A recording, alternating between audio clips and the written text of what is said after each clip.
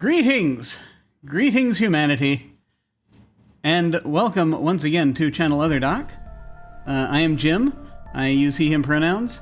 And this is our game of Alas for the Angry Void. It is a reskinning of Alas for the Awful Sea by Storybrewers Roleplaying to tell a gothic science fiction story set among the stars. We are doing another mini episode today. Very glad we're jumping in and doing the thing. So we're going to go around and say hi to those folks who are with us today. So we will start today with Hollow. Hello. Hello, I'm Hollow. I use he, him pronouns, and I will be playing Jackson Mead, the merchant and confidant. Excellent, excellent. And now we shall head over to Mem. Hello. Hello, I'm Mem. Today I'll be Irina Maynard. We are the scholar believer, and we both use she, her pronouns. Excellent, excellent. As usual, the other folks have been dealing with life stuff. But they're endeavoring to return, and I have talked to them about various things that are going on with their characters a little bit. So we're sorting that out. But in the meantime, we'll just do a little sort of shorter episode today, get some folks caught up. Before we dive in, though, as a reminder, you may see us use safety tools from time to time. Like we do with the other games on this channel, we're going to be using the X card, the N card, and the O card. If we hit something that's crossing a line for one of us, any of us can type an X in the Zoom video chat or anywhere else, hold up a card or make an X symbol, and we'll back up and do something else. If something happens that we're okay having in the game, but we don't want a graphic description of it, we can type an N in the Zoom chat, and we'll fade to black on it or put it behind a veil. So it'll be there, but we won't go into detail. Finally, if we're exploring a topic or an area of roleplay that's particularly intense for us, but we want to keep going anyway, we can put an O in the chat to let us know we're okay and that we're all good to keep piling on the drama. Something else we can do is put an O with a question mark after it when we're moving into a difficult topic, or if we say or we do something and then think, maybe that might have been a little too much. Then everyone else can respond to that again with an X, an N, or an O to let us know if we're still doing okay. We're also using the pause. If any of us needs to take some time, we can ask for a pause in the game while we discuss things, or just take a break for as long as anyone needs. As a reminder, just a few content warnings. This game may contain gothic themes, that's gloom, despair, intense emotions, macabre scenes, romance, and curses, along with references to violence, alien creatures, colonialism, crime, death, exploitation, family issues, separation from family, homesickness, loneliness, starvation, sudden decompression, the vacuum of space, and vengeance. And if you want to see a list of that, you can type AlasCW, exclamation point AlasCW, in the chat if you're watching live on Zoom. And on Zoom. If you're watching live on Twitch, we are watching live on Zoom. You are watching live on Twitch. Hi. You'll be able to see that pop up. That's also going to come up regularly on rotation, or it will as soon as I set that properly here in the system by clicking this button. The button is now clicked. Excellent. Good. Technology. So that'll be showing up periodically. Also, finally, just as a reminder, remember that we have an open door policy, which means that any of us and any of you can feel free to step away from this at any time if we need to. It is just a game, and mental health is always more important. But now, let us see what has been going on. This is largely a report of things that happened while these players were not here, but it'll help with catch up on anyone watching as to what happened last time. But we'll also be catching up with where these folks are and what they're doing in a moment. But first, the state of things. The void is not quite in turmoil yet, but it's getting there. Things from beyond are looking out at us. What are they looking at? Well, let's start with the mercenary vessel, the Timberwolf, that even now flies toward an undeclared destination. Though apparently one that's not far, according to Scylla, a smuggler by trade and one of its crew members. Also aboard the Timberwolf are its owner, Hickory, a hardened mercenary, and the rest of his crew. There's a group of thugs from the criminal organization the Cinder Throne, also led by their sergeant, Lennox. We have the thug's employer, a masked black-clad individual the crew refers to as the boss, who our audience might have some suspicions about regarding an assassination that happened early in the evening, though that particular event has yet to be discussed in detail by our protagonists. Been hinted at, thought about, but the account has not yet been given. The Timberwolf also holds 2 prisoners, an assassin by the name of Levitt Teague, who the crew grabbed shortly after Levitt shot their boss in the spaceport on the planet Metaxas, and Dr. Florence Stoppard, a slightly shady physician who the Cinder Throne thugs grabbed a little bit after that because, as it turned out, their boss needed immediate medical attention. Levitt has, by faking a serious injury, managed to be released from the brig and into the sickbay, where they've discovered the identity of the boss to be none other than that of her sister, Euphemia Teague. Meanwhile, our protagonist ship, the Chimera, sits in the docking bay of Castle Haberlane, a structure on Azoth, the third moon of Metaxas, said to be haunted. The Chimera's pilot, Fergus, a perfectly normal human, has been in the process of repairing the ship after its forced landing. While doing so, Fergus has noted an unusual energy signature coming from deep beneath the castle. Upon reaching out to sense what's beyond, Fergus has found himself once again in touch with a being known as the Warden. The Warden, who is perhaps on this moon somewhere, or perhaps on a different plane of reality, perhaps both, has revealed its form, or at least one of them, to Fergus, that of a vast, coiled serpent.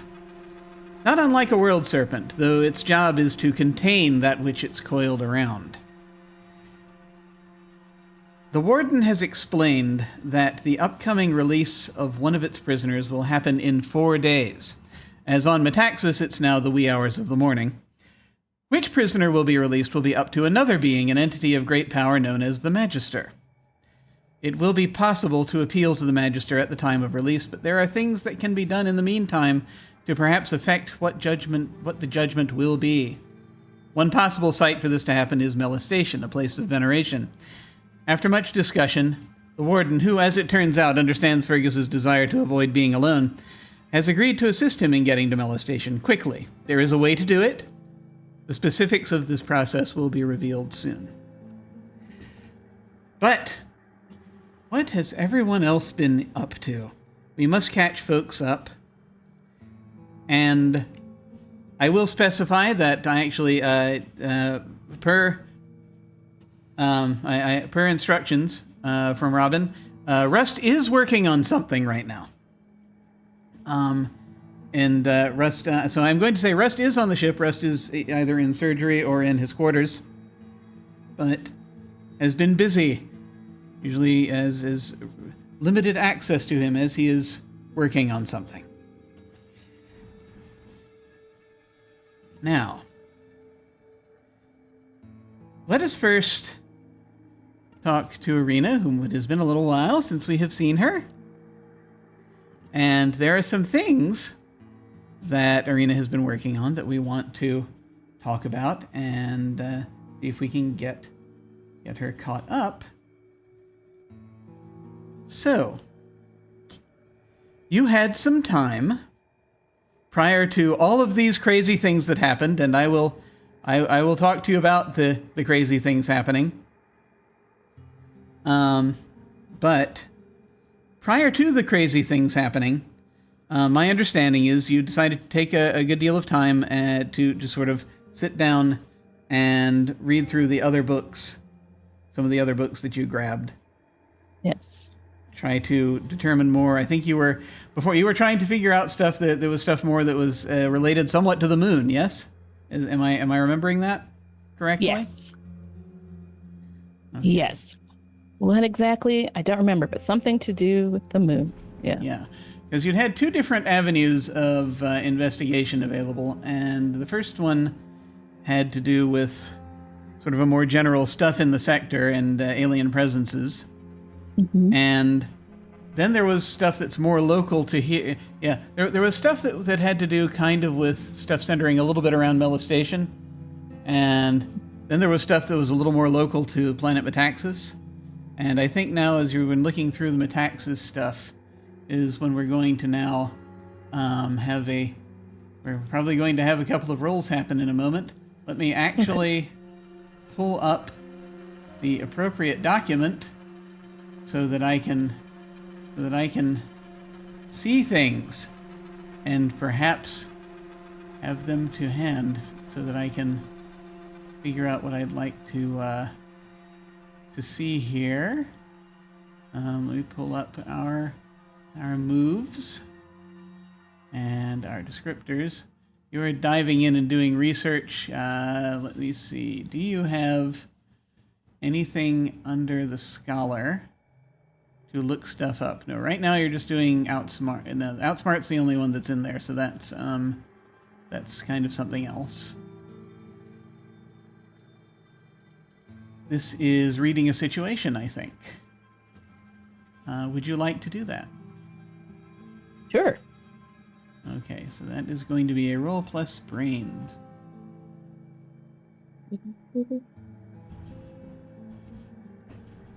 Where's my character sheet? I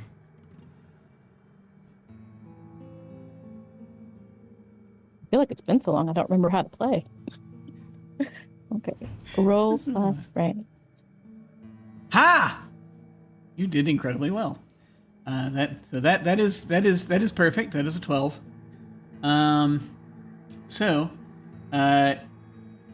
You get 3 questions off of the list below that. I'll go ahead and copy and paste the list here.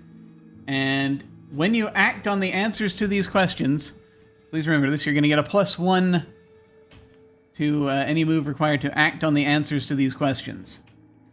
So whilst you're doing that, and it doesn't specify in here whether it's forward or ongoing. It looks like it's ongoing specific to these situations, basically. So anytime you're doing something involving the answers to these questions, you're going to get a +1. Okay.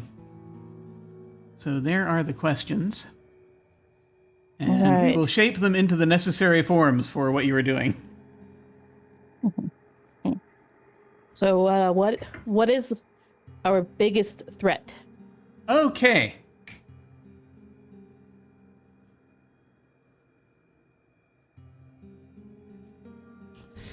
So, here's the thing about it's the warden is not the threat. Now, the warden, as we've already talked about, as being and the Darists might have a different name for them, possibly, but that's one of the titles they're kind of known by.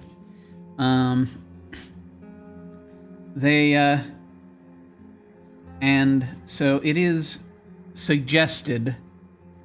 So there's, I need to, there's a history here. I need to explain with the Warden and the Moon of Azoth, the third moon of Metaxas, and so there's a the Warden themselves is not the threat. What the Warden can do can be a threat if you cross them. Because the thing is that there are a lot of accounts, sort of ghost stories about Azoth and about the Haberlane family that used to live up there. Or perhaps still do. It's hard to say whether they all died or whether they're all being... The rumors are they're being held by an eldritch horror of some kind up there. In this terrible twisting parody of their lives. And from what you've uncovered in other material, it's like, okay, the being that they're talking about is the Eldritch Horror. It's, again, there is the imagery of the Great Serpent, or the Galactic Serpent, or this massive thing whose coils contain the most dangerous of beings. It comes up there. So, basically, the Warden can freeze people in place if they want to, I suppose. But the threat are the other entities that the Warden is holding back. Oh. The greatest threats... There's a list Great. And so it just sort of depends. You remember there's like I don't know if you've ever seen this. I'm not gonna look it up right now, but there's this site that talks about like I'm gonna give an arbitrary number, the 73 demons, or whatever it is, and they give these listings of different biblical and other demons from other sources, and so the list would be kind of like that. Different eldritch entities from beyond this dimension, who the warden is basically has the keys to let them out or not. The magister is like, hey, I'm gonna let one of these things go that the warden is holding?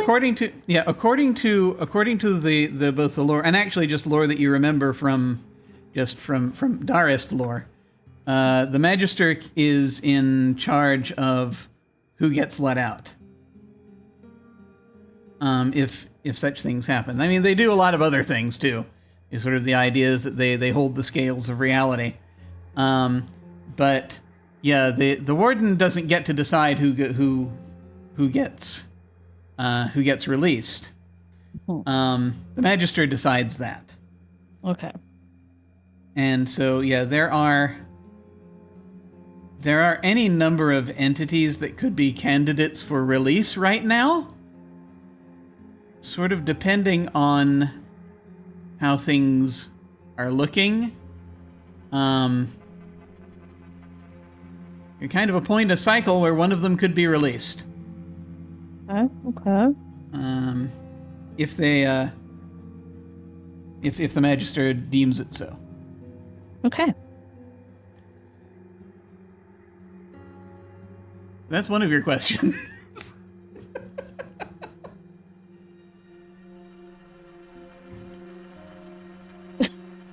Having a serpent holding back the actual horrors is a look, Jim. It's a look. And honestly feels a little too real to current life. Oh God, I'm sorry. A lot of horrors coming our way, y'all. Okay. Second question. Let me know if we need to end card or X card anything. No. It's just this is just a warm up for me. It's good. It's good. I wasn't thinking about it until you mentioned it, and sorry. That's okay. Sorry. I'm just gonna shut that part of myself off and let it have an existential crisis all by itself over there in the corner.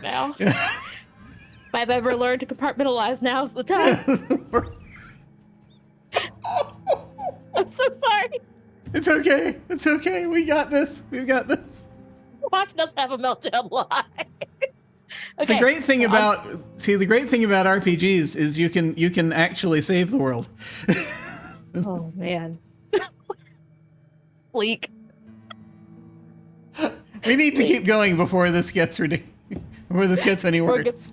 Before it gets worse. Okay. So.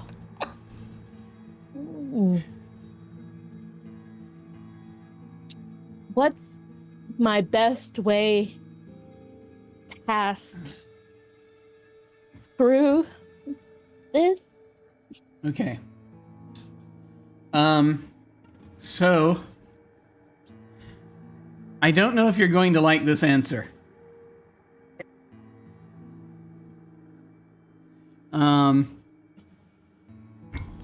It helps. So like, okay, if we don't want a bad thing coming out, if we don't want one of the prisoners to come out, someone has to convince the magister.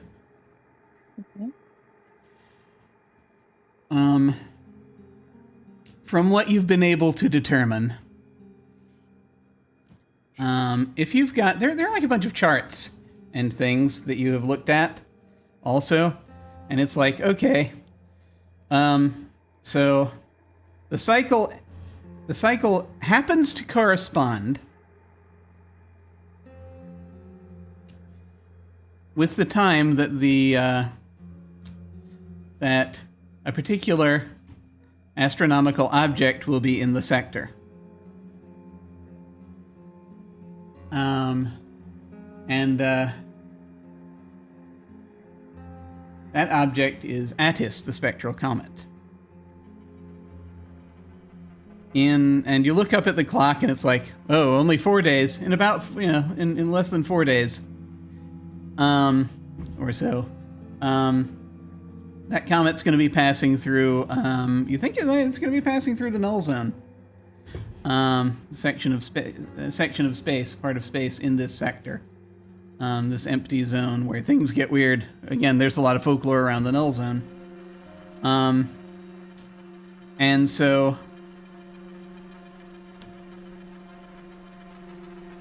that's like the time to make appeals to the Magister. Okay. And it looks like it's going to have to be done, from what you can determine, if you've got this chart right. It might be able to be done from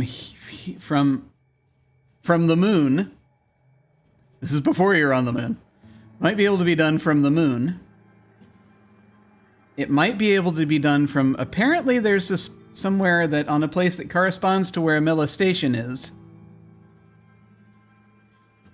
And then the third point, which is kind of one of the sort of the hinge of this whole thing, is the comet. Apparently it could be done from the comet once it's in place. Okay. And so that's like one way to talk to the Magister directly. The Magister has a number of cults, a number of, your religion has obviously is as the Magister is one of its figures. There are others. There is an offshoot that has more focus on the Magister. You don't know if they'd know more or not. As far as, how to get the ear of the Magister. Mm-hmm. The thing about that is that the more detailed historical and scientific information you meant to pick up, there's a book you meant to pick up that would give you more details on, okay, maybe if this is like when we're dealing with these extraplanar entities, how do we do this? And you realize that you grabbed the wrong book. Ooh, rookie mistake. This is calling back to a choice that was made I think last time you were here, when there was a choice that you had to make as a result of a roll where you left something behind at the bookstore. So you realize that the book you picked up. Let me look at this here. What you're looking at? Hang on, I have to switch this real quick. Let me look at my notes here so that I have it in front of me, because I did specify what the book you have instead is. And it's that looks at things from a somewhat more religious angle. Let me see if I can pick up the where is it? It should be right here. There we go. Yeah, it looks like the book you accidentally grabbed is one that is kind of more sort of Magister focused. It is called The Enlightenment Trade by Piotr Locke.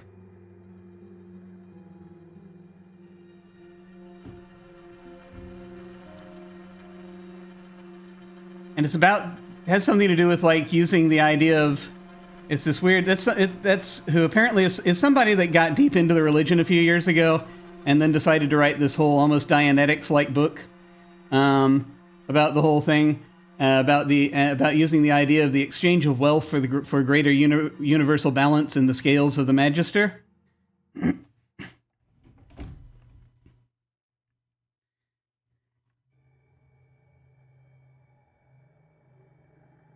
Okay. Somebody apparently used to be a merchant or something. It doesn't really, there's like a little bit of a bio, but okay. That's it. Interesting thought. Yes. Sounds like a Terrible capitalist lie.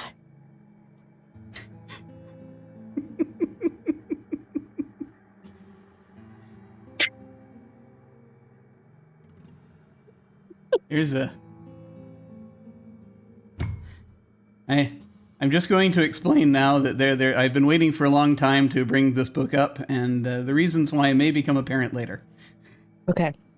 So... Oh, does this have something to do with the company? And they're trying to... Ooh, are they... They're gonna leave something bad. Okay. All right. I see. We're connecting some dots. Or I'm making it up. That's fine. The dust jacket doesn't say anything about him being connected to the company. But it's, I'm sure it doesn't. It's hard to say. Say. Capitalism. All right. It is a problem. So you have one more question if you want to use it, but that's it's up to you. Well, I guess this goes in that same vein. Who is in control here? Excellent. Here. So you're saying now I actually am going to need a greater context for this question. Because we got to figure that out. So are you talking about with respect to the moon? Or just all of it in general.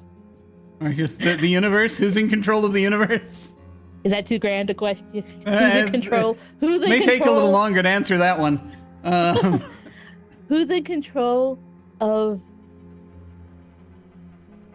like the current happenings, the current unrest? Is that simply like it's just why is it happening? Right? Why do they got to release a prisoner? Basically, yes. Is that it? Is that just because it's part of the cycle, or did someone force it to happen? There's a reason why you also partially might not like this answer, and I will tell you. I don't think I like any of your answers, Jim. I know it's how this goes. It's bad answers all the way down. But yeah. So no, it's here. Yes. So again, it's just one of those things where it's like, oh shit, this kind of agrees with stuff that the Ashen are saying to an extent. So here's the thing. There is this universal balance issue.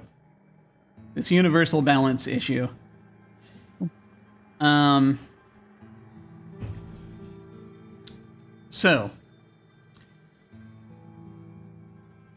evidently something that when there have been sort of prophetic warnings from time to time, a lot of those prophetic warnings have been about how you treat the universe or how you treat the galaxy, how you, physically treat it, right?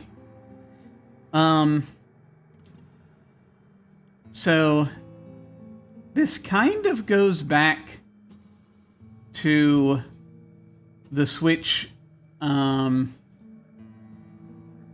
argolite crystals to power ships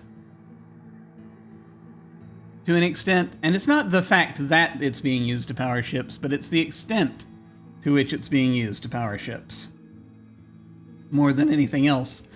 Because apparently there is this metaphor that has been showing up in some of the documents you've been looking at, where the idea is that if the galaxy is an apple, that the argolite crystals, especially the green ones, the thing is, they are sort of the idea is there are certain balancing things environmentally for the universe, and there is a theory that argolite taps into somewhat extra dimensional properties a little bit. It's part of the reason why they're able to be used to power ships. And if the galaxy is an apple, the Argolite allows ships to be kind of like worms. Especially if they're used a lot along the same paths.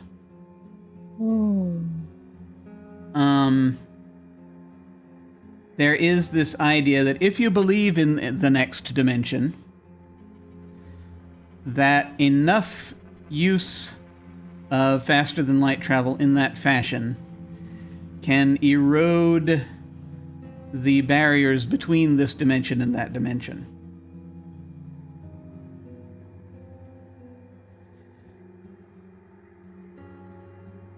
It can, and no one on either side wants that. Mm-hmm. Well, I say no one. Maybe. Yeah, somebody. There's always somebody. But, this is a thing that, that followers of the Magister have been kind of preaching against for a while. And about people's abuse of natural resources like Argolite. And that they are causing damage to the universe through their exploitation of it. Okay. Oddly enough, the Singularity Drive was safer. Not for people, but for the universe. Was less safe for people using it. But it was just, I've got a captive black hole that I've created. You can open and close it. You need, do what you need to do. Well, see... Creating temporary wormholes is fine, but if you keep using the same paths through faster than light travel, it's going to wear things down. Okay. So I see. But I personally feel, that we... losing some people here and there, viable. Unfortunately, it is what it is. But if we lose the universe or the dimensions collide, then that's bad for everybody and not just the few. So probably shouldn't let that happen. Okay. But I'm also bothered by the fact that you said that the Ashen were right, and now we all got to hear about it. A little bit. But that wasn't exactly your question, though, was it? You were asking who or what is in control here? Was that what it was? It was. That was a lot of stuff that I really enjoyed, so I appreciate the knowledge. Oh, no worries. Who's in charge of it? Is it... Right. So basically, is it the mining... So the Magister decides, so that's the thing, is that it's the Magister's job to maintain the balance. Okay.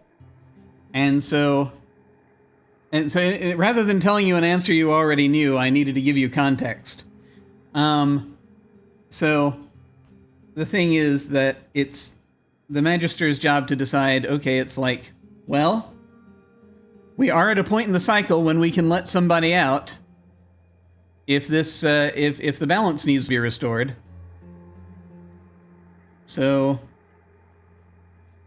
But maybe he could, send word that we should chill through somebody other than the Ashen. Is that not an option? That is an excellent question. Oh, okay. I guess that's probably us and what we're doing now. Okay, I get it. Surprise! Congrats, you're a protagonist! I may not be the sharpest tool in the shed, but I'll get the job done, okay? Whoops. Protag land.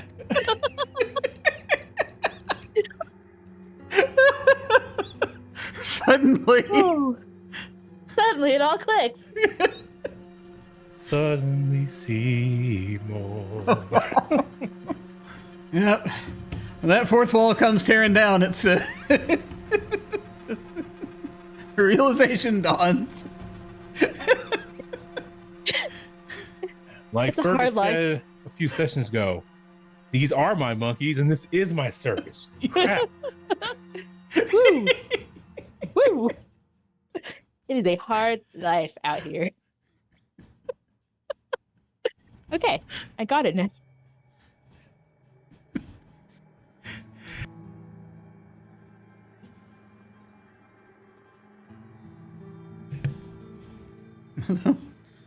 But again, even in universe, that's an excellent question. Perhaps if you ever get a chance, you can ask the Magister. Could you not have sent the word to somebody reasonable? I think that unreasonable shit has to go through unreasonable people. But the problem is that no one believes them. If they had just been like, hey, Fergus, by the way, you might want to tell some people some stuff's about to go down. I mean, look, unfortunately, Ashen have the Cassandra complex. No one will believe them. And then they get to go, we were right, as they also die with us. Yes. So, right, speaking of which, so the thing is, there are Ashen now on the ship, but you might not have become aware of that just yet, and given the timing of things, there's a thing that has to happen that I think interrupts your studies, and it's at which point you'll be able to find out who all is on the ship very soon. Let me find my notes here so that I can recreate things as need be. Okay. So let's see. Sort of looking at your your text messages for a moment, you will see that a little while back, Fergus sent out a message. Levitt not leaving with us, but is off planet. Dr. Stoppard is with them. I'm raising her rates of passage. So that was a text message that came out a little bit ago. And there's a point where the ship begins moving. And there is... I'm just curious.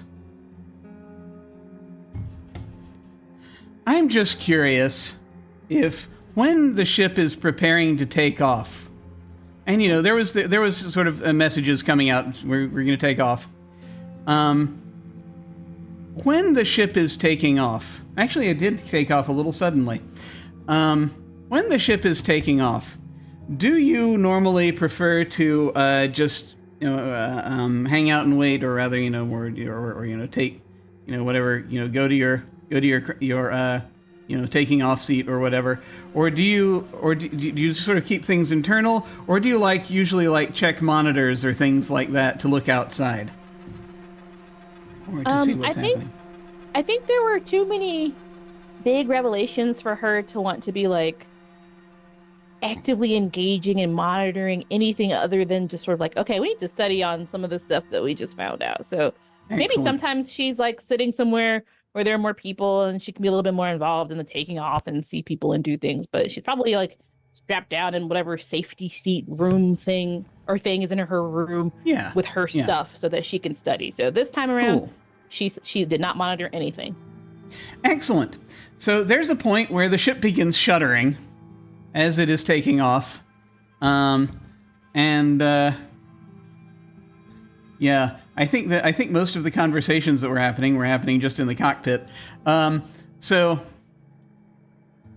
then there's this sudden thing where it's this has never felt like this before. The ship taking off has never felt like this.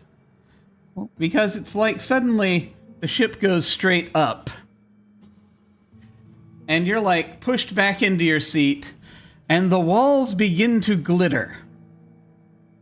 The walls of your room begin to glitter with a rainbow of colors. Happy Pride. Happy Pride, everyone.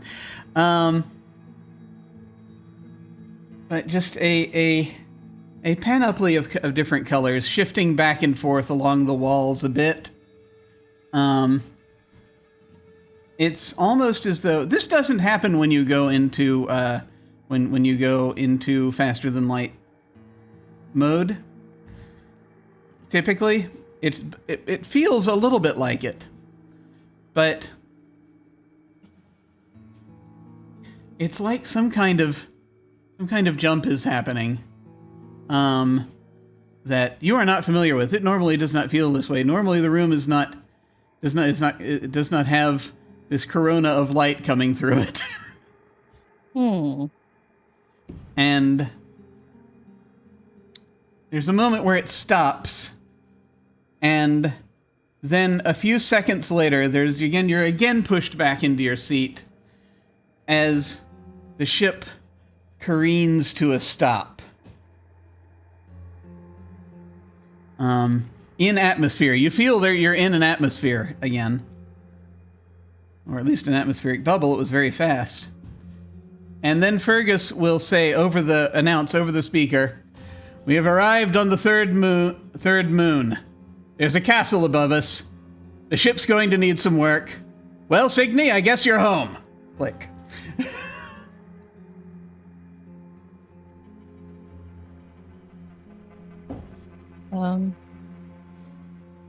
Irina probably, when she saw the glittering walls and everything was weird, probably started praying to some god of the undead or the underworld. Not the undead, Lord. Not the undead. No? That's different.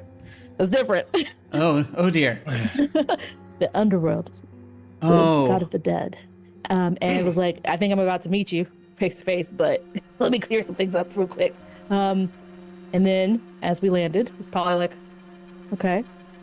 As you're sort of selling out, a book falls from where it is put and opens to a particular page.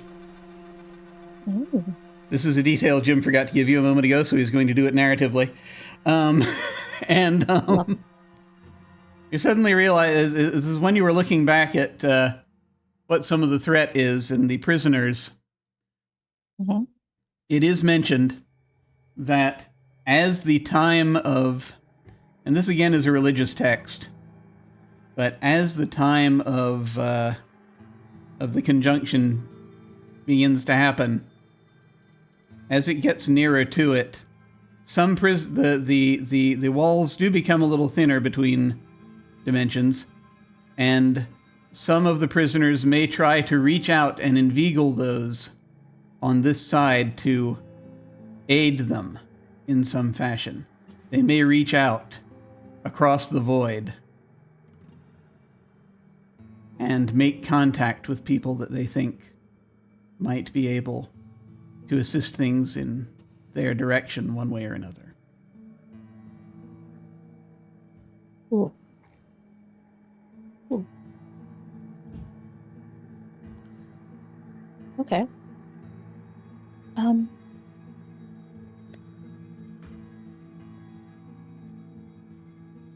I know it's a threat.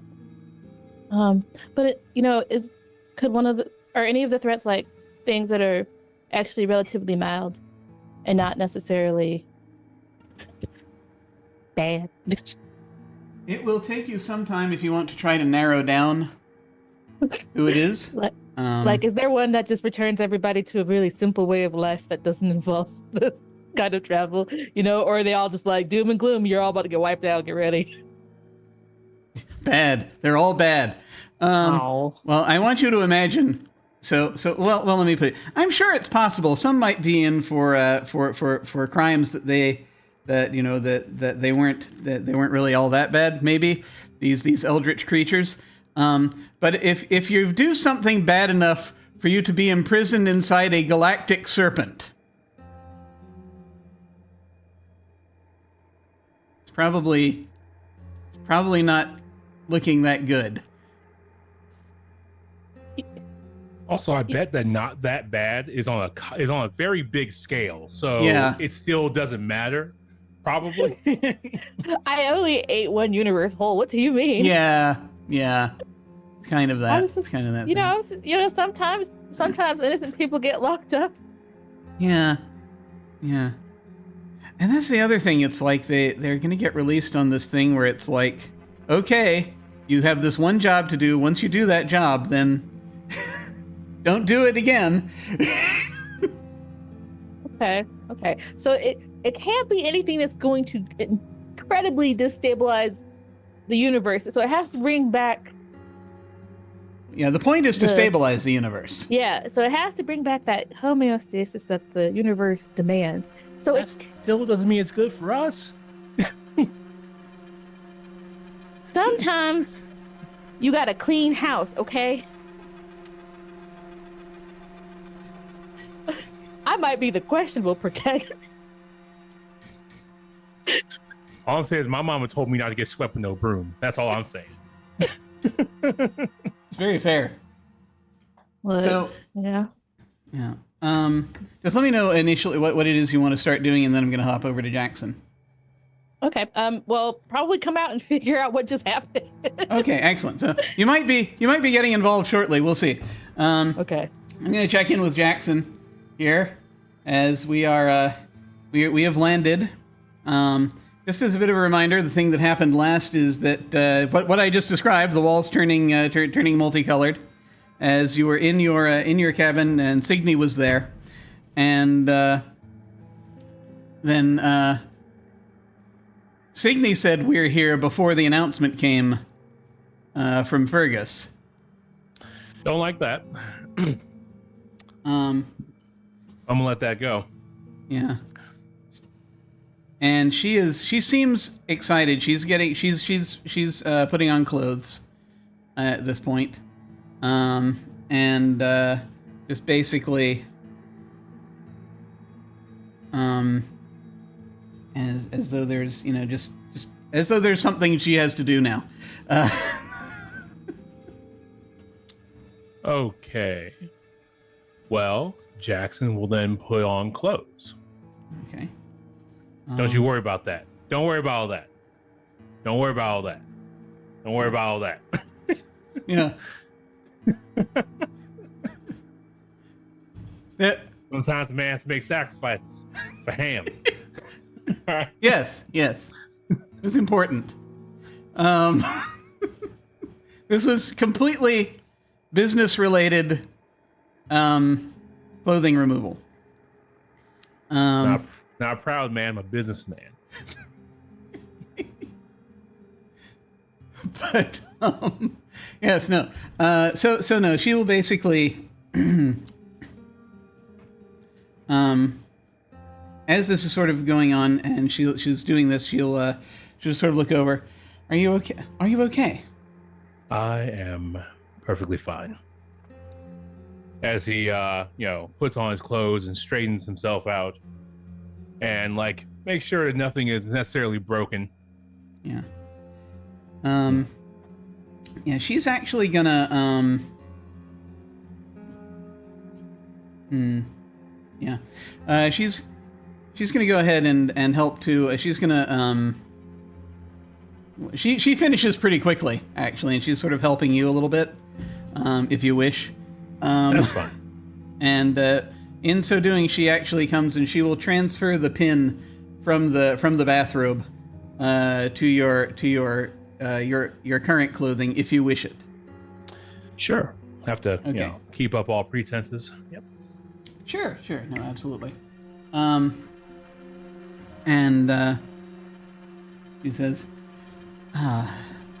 so this is interesting. So this was where we needed to stop off before heading out. So that the route works. In other words, so that so as to avoid I provided your pilot with a code, so that you could get up here. And although we used the tunnel. So that is a problem. I guess they wanted to see us. Huh. They? Who? Oh.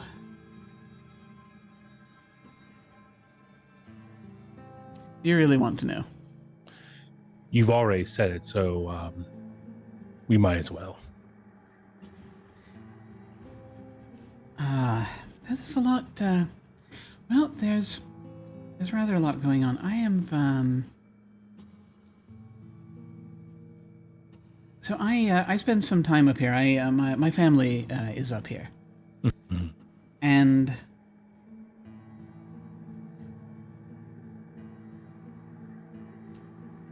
they are in. There are certain individuals that have access to a dimensional tunnel. That's what we just experienced. All right. And so they brought us up here really quickly. So I'm expecting I might be getting a message shortly. I'm not sure. But as, if you like, I can accompany you to Mela Station, but I'll need to stop off. I'll need to head off in a little bit here for just a little bit, just to see what's happening. I see. You'll be perfectly safe. It won't be a problem. Yeah, she said a whole lot of nothing.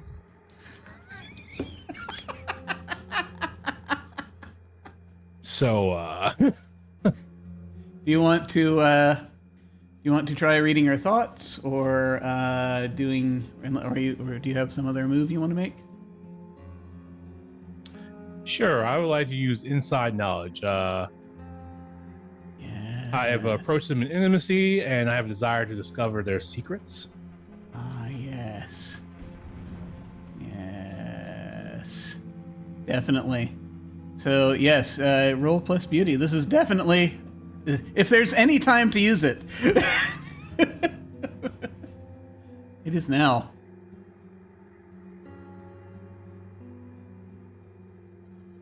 Okay. Learned a secret anyway, but they know you for what you are. It's up to them whether they keep quiet about it.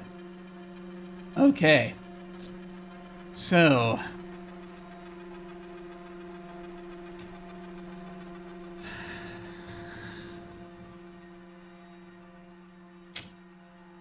You learn a secret. A truth they've been trying to hide. All right.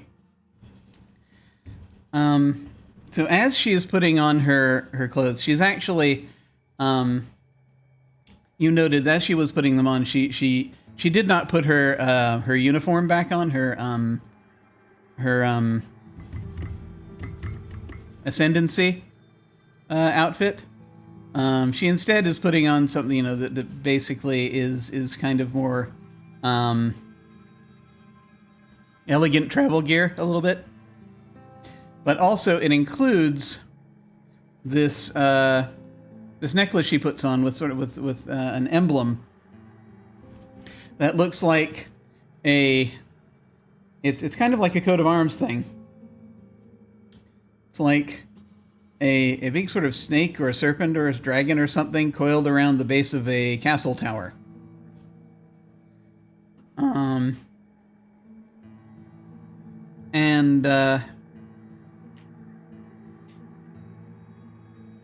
She kind of sees you looking at it, and sort of sees you looking at her answers that she's given you. And she just sort of smirks and says,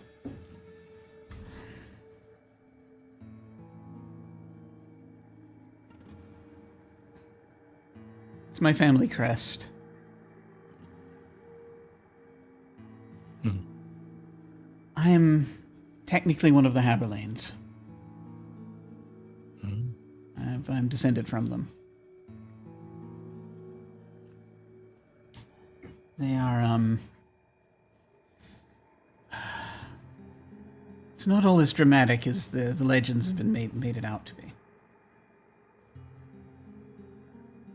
Not really. But they've had to, there are things they had to do to survive, and they did them. But it's, there are not a lot of us left, and we want to be remembered for who we are now. Really. Surely there's something you want to be remembered for. I think I've already told you what I want to be remembered for. Hmm. Connecting the galaxy spreading trade, commerce, that sort of thing. We've discussed that at length. That, yes. But what's the real motivator here? And she's looking at you. Yes. Well, they know you for who you are. The question is, who are you? At his core, he's very transactional. Everything's a transaction. Everything, and even connecting the galaxy is just a means to an end to gain more secrets, more transactions, more everything. It's like he sees himself wanting to be able to spread his fingers like spider webs.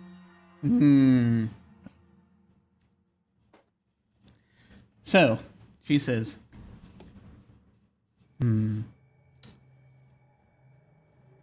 yes. And she just sort of is looking at you. She says, you want to get hold of the hinges of the universe, don't you?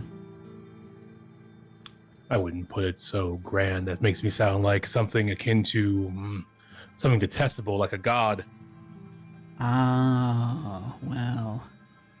I don't know that they're all detestable, necessarily.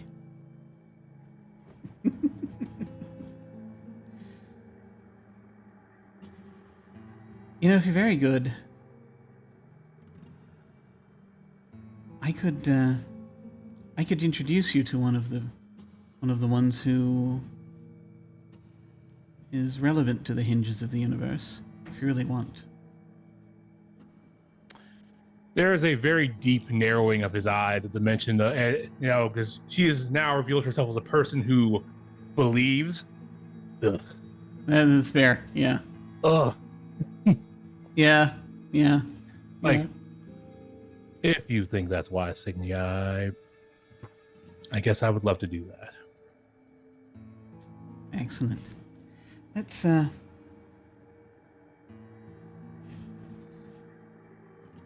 she says, I'll just be a few minutes. And she's going to transfer some stuff to the other room that she never made it into, that kind of thing. What would you like to do while this is going on?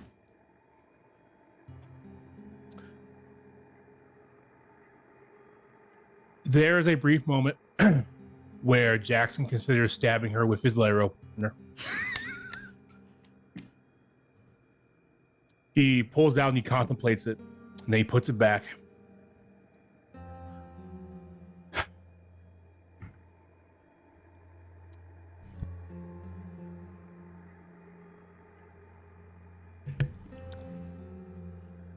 Signy, who are you really working for? You're a Haberling, but who are you really working for? And I would like to expend her Haberling secret to read her thoughts as if I rolled a 10+, as per my my confidant special power.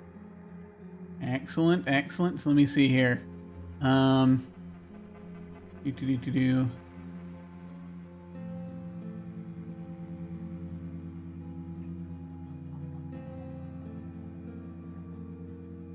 Just gotta find it here. I'm looking at the page, and for some reason, it's not showing it to me. I know it's got to be there.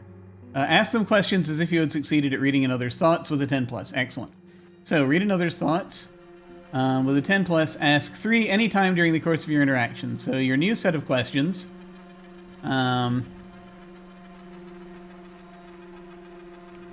Is, who are you really working for? What is this really? What are you really doing?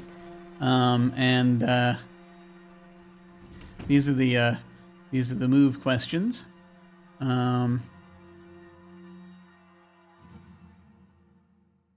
So I guess what does she intend to do?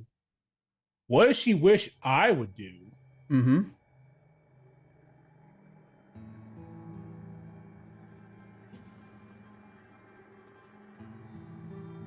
And what does she need most?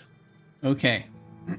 So, as she's talking about this, what does this character intend to do? Right now, she's awaiting instructions.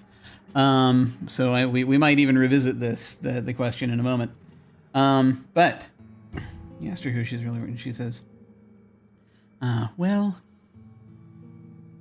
it's kind of one of those things I have to show you, because if I just tell you, it's going to probably not sound sensible. We've passed that point, certainly. All right.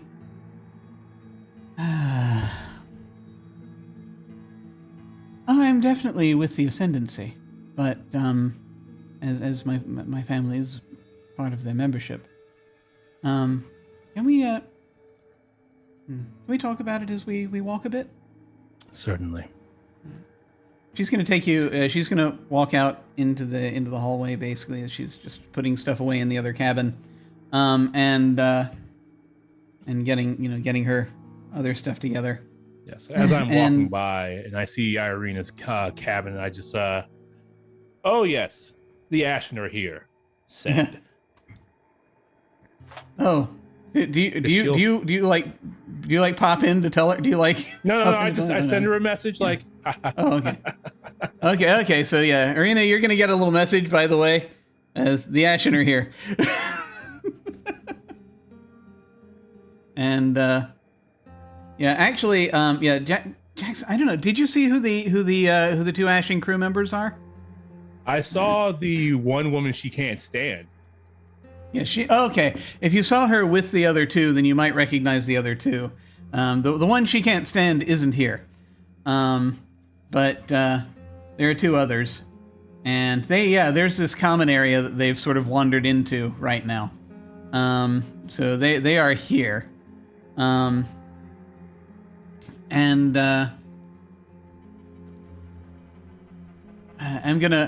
We're gonna either go back and forth or simultaneously. We'll see how this goes. Signy and Jackson are heading down the hallway. Irina, are you doing anything?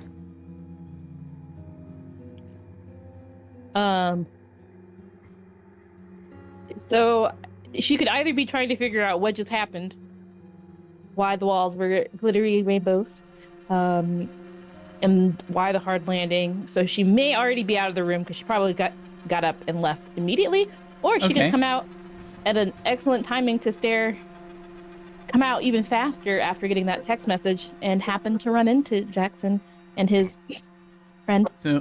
So they have passed your room by the time you're there, but you can easily, they're right there.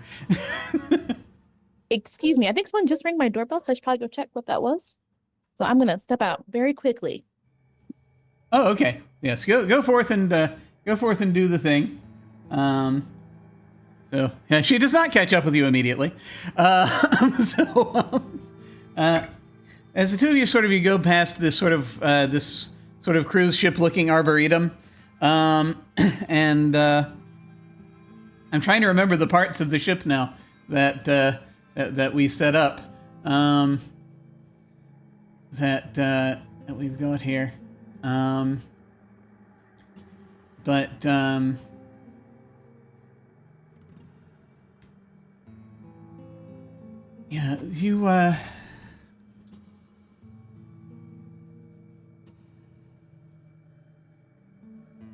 you made it. You basically, as you get to a slightly more private area, just sort of just a little off of the common area, where there's sort of there's like this common lounge, and where you see some folks sort of milling around, some of the passengers that have been taken on.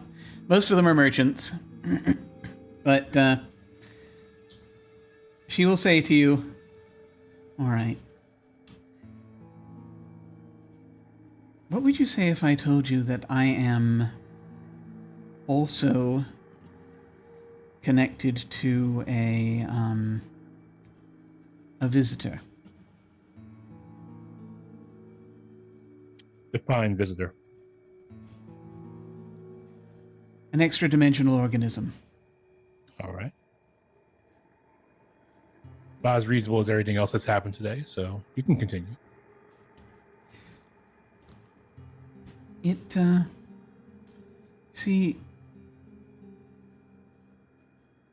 It's actually trying to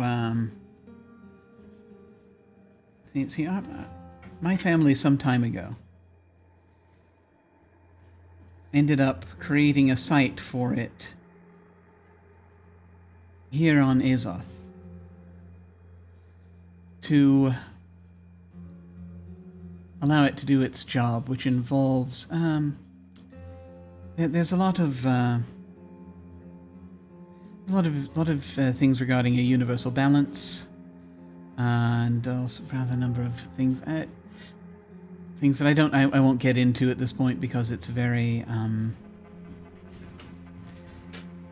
it's this sort of thing. You have to have been around that kind of entity for a while to really understand what they're talking about sometimes.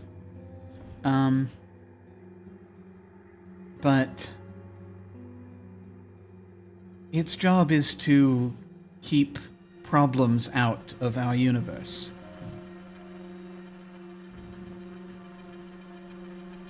All right. And on a scale of problems, where do we fit? Are we motes of dust? Are we actually, big players? And where are we on a personal scale relative to this thing? Sometimes they do call us grains of sand. They're particularly fond of that expression sometimes.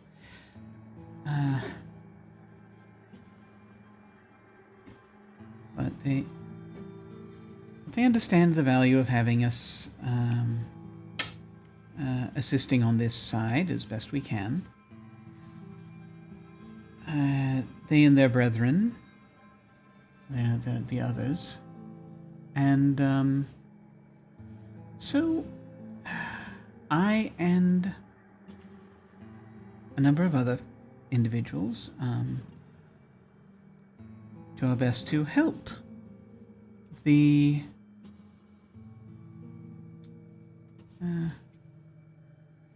keep things where they should be.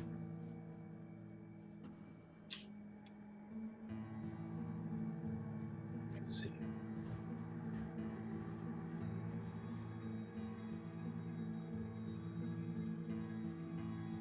And oh yeah, what does she intend to do? Yeah, okay. So again, she's waiting for instructions, but she's probably going to do whatever this thing tells her to do. Right. If this thing is real. And what does she wish I would do? What does she wish you would do?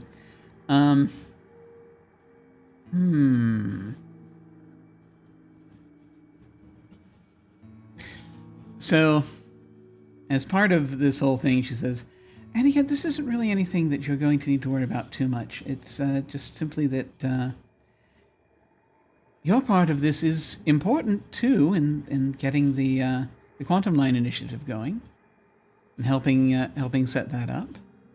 As that helping set that up, because that's going to help balance things out, we think.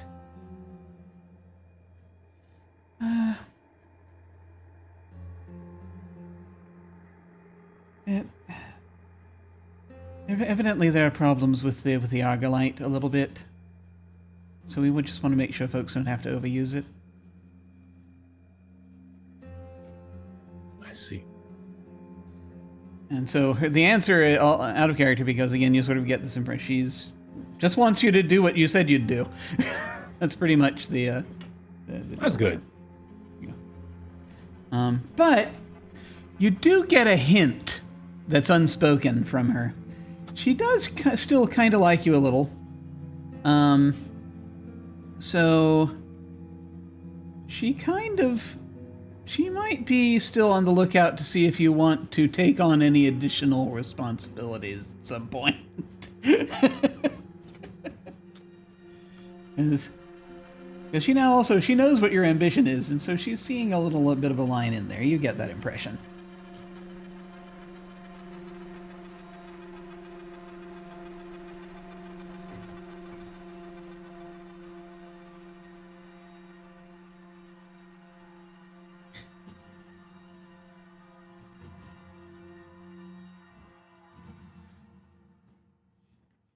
And what was the third question you asked? You had a third question. Yeah, my third question was, what does she need most? What does she need most? Oh God. I need to figure out whether we want to interpret that as what does she think she needs, or what's best for her. But I think the way this is phrased is read another's thoughts, so it's probably what does she think she needs, yeah. I guess.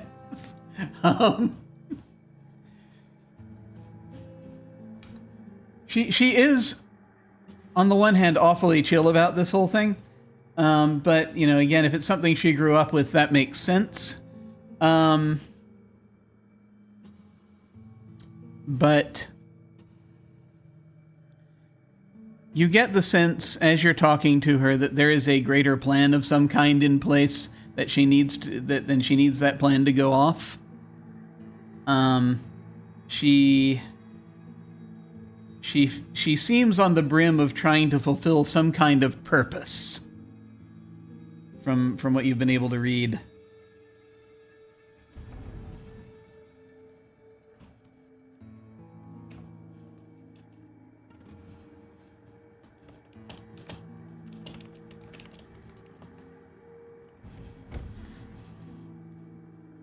That's kind of the impression you got. Got it.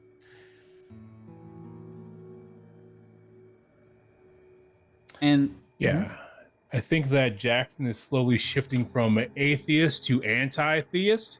Like, well, all right, fine. If there are gods, I have to get rid of them.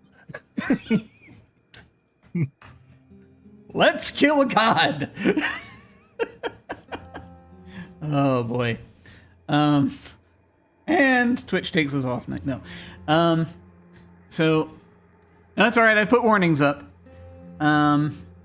Yes. So let's see here. Speaking of theists, so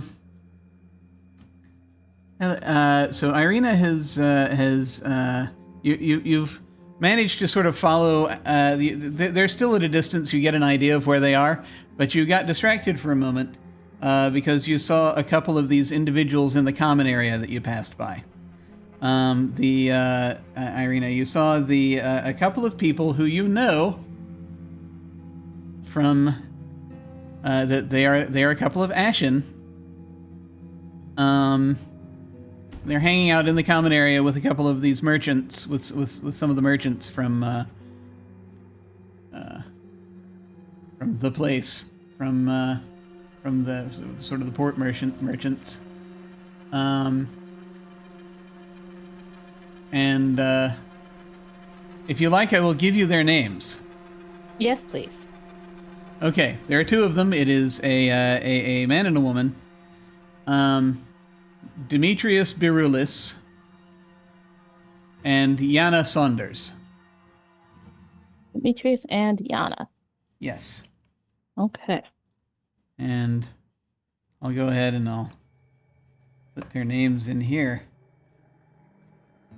It makes it any easier. In our little Zoom chat here. Thank you. Oh, 2 ends. Well. I know. You're not alone. Anyway,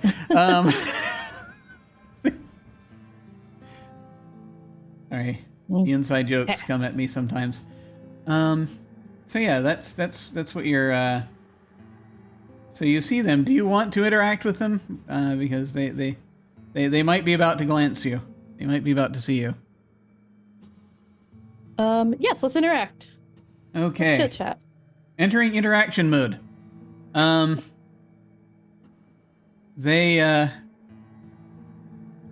you see they see you and they're like they're not sure what to say at first. Tell me something interesting about these two.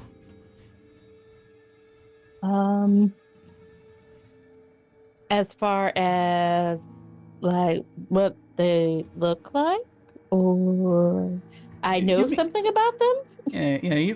Let's say you know something about at least one of them. you have a detail of some kind. Maybe Yana has been one of Olivia.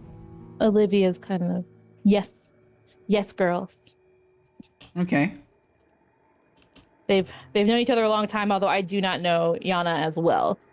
Yeah. And I'm going to say both of these are more tolerable to you than Olivia. We're just going to give that a baseline here. Yes. So I don't know her as well, so I'm not as bothered by her. We don't have the history. Okay. And so there's no hard feelings there other than just kind of the typical, the ash and eye rolling. Yeah. Are you carrying any of the books with you, by the way? I would never bring my preciouses out into an environment that I could not control. I'm going to say, looking over at Demetrius, you see he actually was reading the same book that you had picked up. That by accident, as it turns out. He also has a copy of the Enlightenment Trade. Oh. Okay. So she'll walk up, sort of take note that they're both there, see the book that he's looking at, and just kind of gesture to it. Say, interesting stuff you're reading there. What do you think? Oh. Well, he says, looking at it, it's interesting. So it's very different sort of, I guess, practical take, I suppose, on, or tries to be.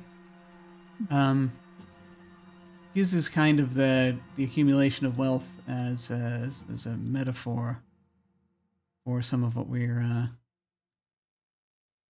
try to teach about the Magister.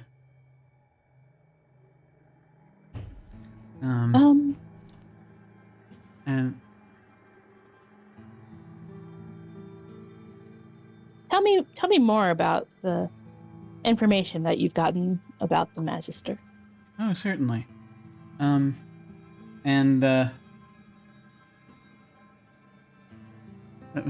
me check a thing. I think something that again, as part of me really wants to do this. I think that Jackson and Signy, as you're still sort of passing by on sort of the other side, you're going to hear this little snippet of conversation real quick, where this guy, this is one of the Darists, the Ashen Darists, Demetrius, is saying, well, yes, Locke has a very interesting perspective on our religion. He only came into it relatively recently, which sort of looks at it sort of as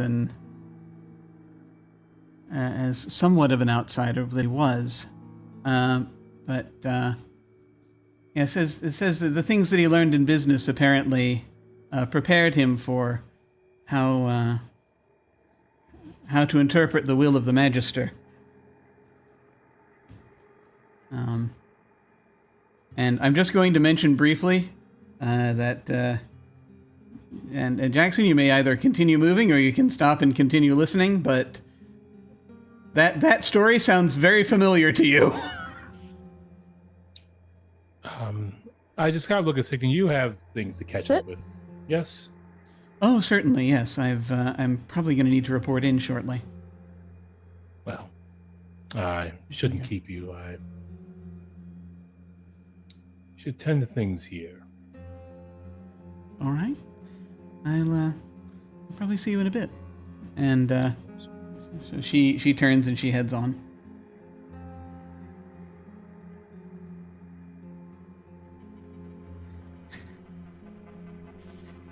And so, are you gonna kind of hang out, or just sort of lurk nearby, or are you going to? Just gonna take a seat and stretch out my back. Okay, so So you are allowing yourself to be seen, I assume. Yeah. Okay. So Jackson has entered the common area nearby, and so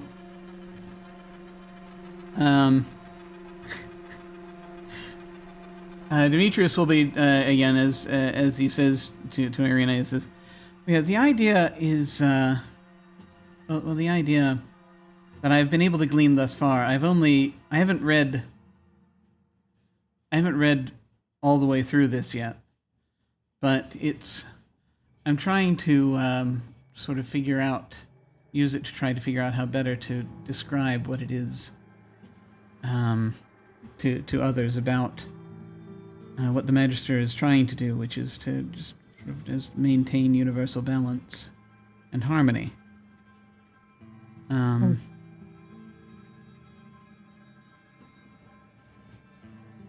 And in a sense, there are things that one has to give up, that one clings on to, but it's for the greater good. True. How who in your church has been receiving these messages from the Magister?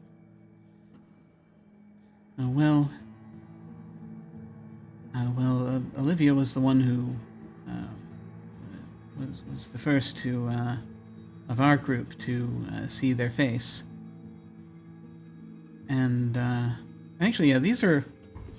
I'm trying to think, are these blue-banded or not? Do you think... Yeah, I will ask you. Do you think either of these are blue-banded or are in the Cobalt Circle? Probably not. Okay. So... Well, maybe. Yeah, no, they probably are. They probably are? You think both of them are? Yes, because it wouldn't make sense to have, as like the people closest to her, to have people who weren't also a part of that. Okay. So yeah, no. Yeah. So they have both also then seen the face of the Magister, in some fashion or other. I'm trying to remember. I had a whole ceremony in my head that they did, but it's gone now. It's like it's been months. How do we all get this ceremony then, so we could talk to the Magister and be like, "Hey, bud, right? Maybe not, maybe not." But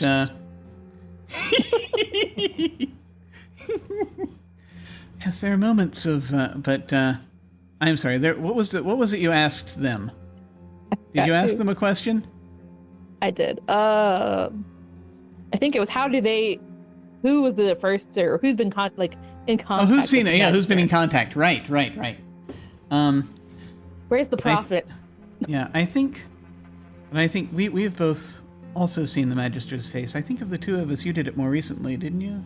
And Yana nods. She nods, says, "Yes, it was not long ago." And the feeling I had was that the scales were moving dangerously out of position. And it cannot stand. We are abusing our resources too much. Okay. And so this has all been just sort of a vague feeling, but not necessarily the word from the Magister. Oh, when the Magister shows us their face, they don't usually impart direct words to us. We must interpret it based on what they tell us. It has been a long time. A long time ago. It is known that sometimes they will reveal more to us through the direct word. The direct word of the Magister is something we have from long ago. Yes. But more recently, I saw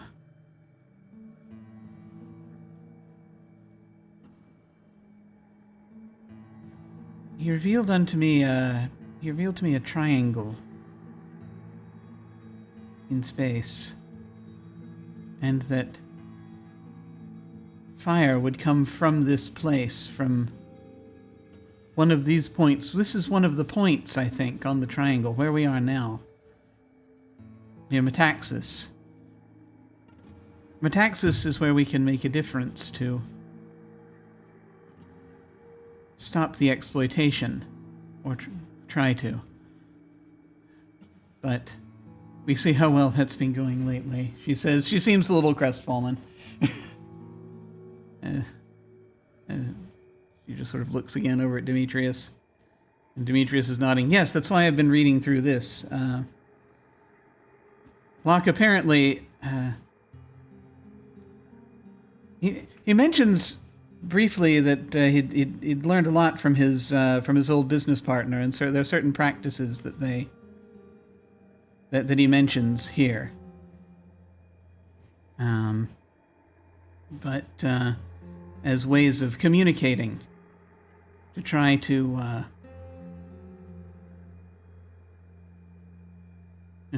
talk sense into people. That makes sense. You Yeah. put money into the things you believe in and helps disperse that wealth to others, and suddenly they believe it too. Yes.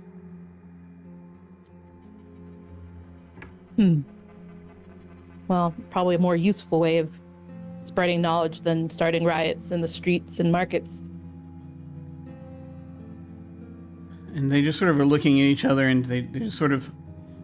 At this point, so Demetrius is going to look up and say, "We did not start it," and Yana will say, "Yes, that was," and then she's going to freeze for a second as she's looking past you.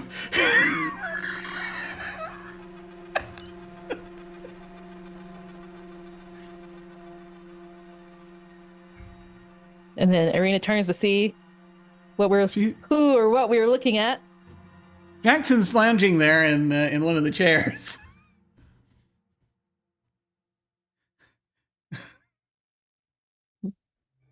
Muted.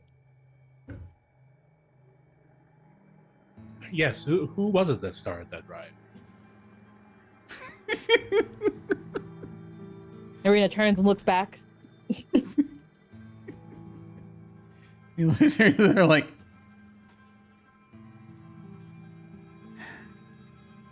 the merchants got very angry and they started striking us.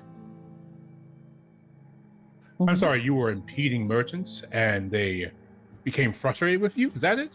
I believe that was it. And they just sort of, again, Demetrius and Yana look at each other and they look at we were protesting. We're trying to make a point. That what has been happening on that planet is doing damage to the universe. Doing damage to the balance of all things. Understandable, but perhaps there is a better way to approach the situation and a safer way for you all.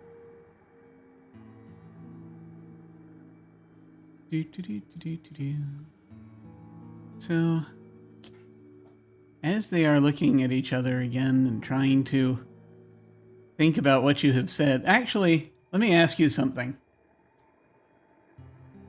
No, we're not quite at, I don't think this is manipulation of any kind.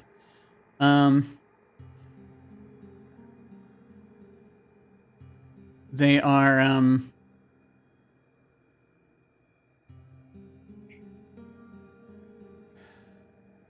they again are kind of looking at each other, and they look and they look back at you, and I think that's going to be the moment when a thing happens. Oh. You see At the end of the last session, Fergus initiated a thing.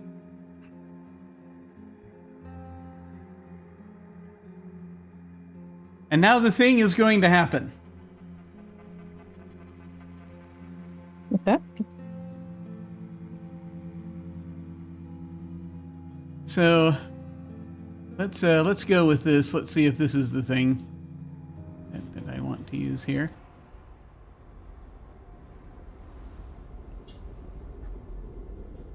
So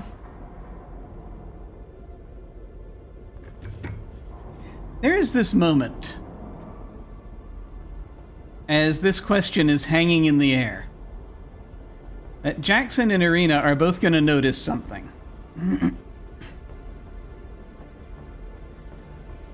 And it happens for just a moment, but it feels like a longer time.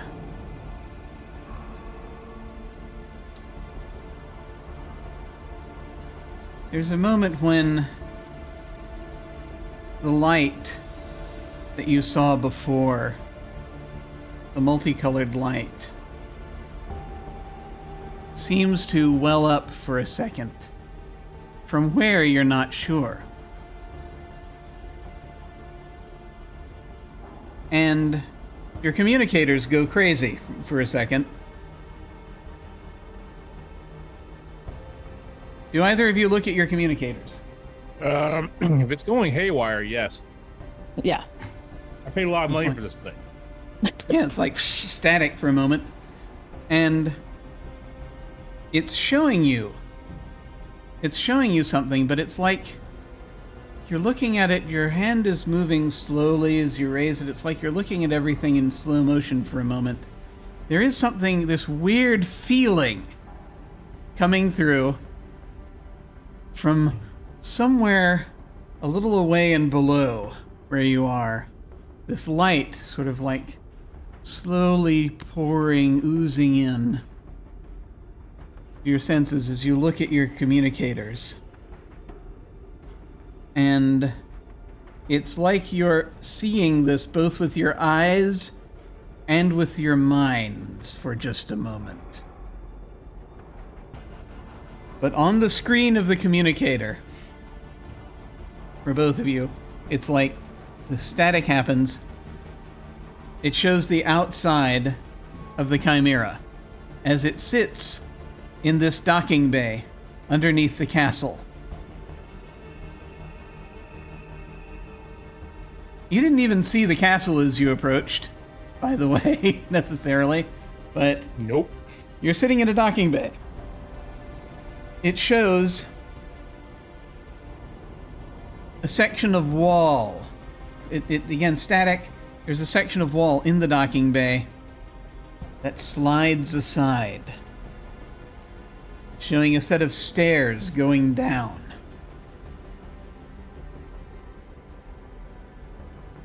There's a moment, again static, and it's like drifting through rocky tunnels.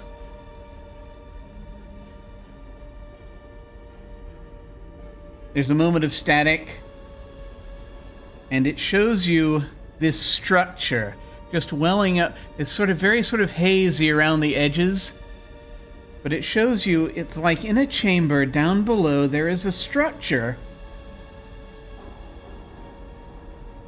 A triangular structure.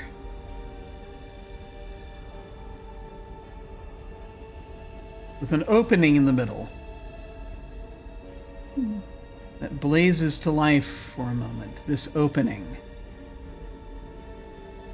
And you see a group of people, and it's hard sort of to make out who they all are. It could be just a couple of people. It could be... It's hard to say who they're with, but you think you're in there.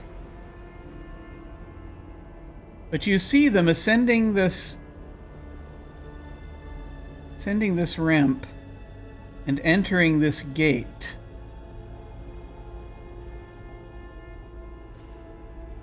And it shows you emerging into what looks like a space station corridor. And the perspective pulls back to show you a structure that you may or may not have seen before. But I'm going to say that you'll at least recognize it because even if you've never been to this part of space before, this is a thing you know about. This is a thing you read about.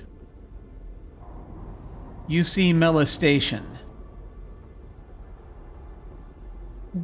I have a couple of pictures in Roll20 for reference. I'm going to show you now. That kind of, it's not this exactly. It's a little more cathedral looking, a little bit. But this is just to give an idea of the kind of thing. Because this will be the first time that anyone's seen this in this game.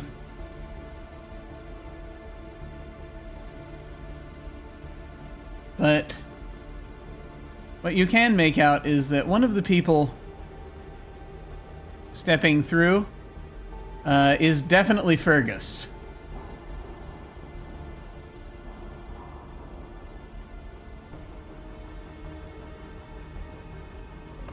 These are just like a couple of, like a painting and a model to sort of give an idea of the kind of thing we're talking about.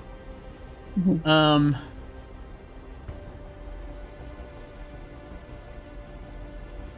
And it's like there's something muttering, and it's like you're hearing snippets of a conversation between Fergus and someone or something else, briefly. And it's like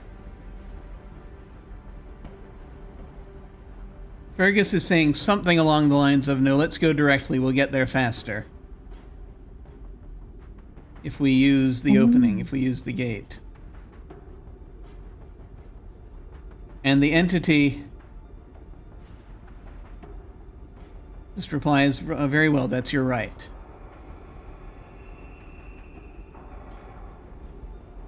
I will help you. So that you will not have to worry as much about being alone.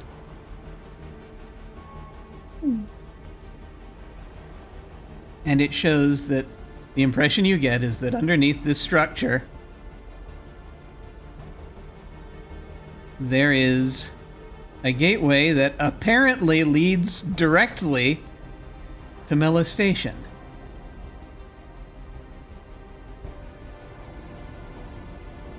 And that you guess Fergus wants to go there.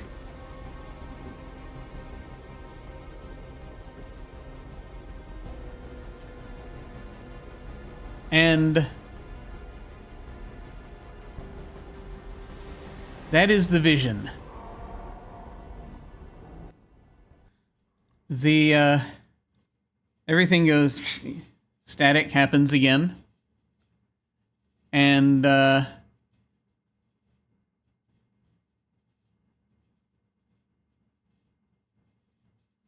that point,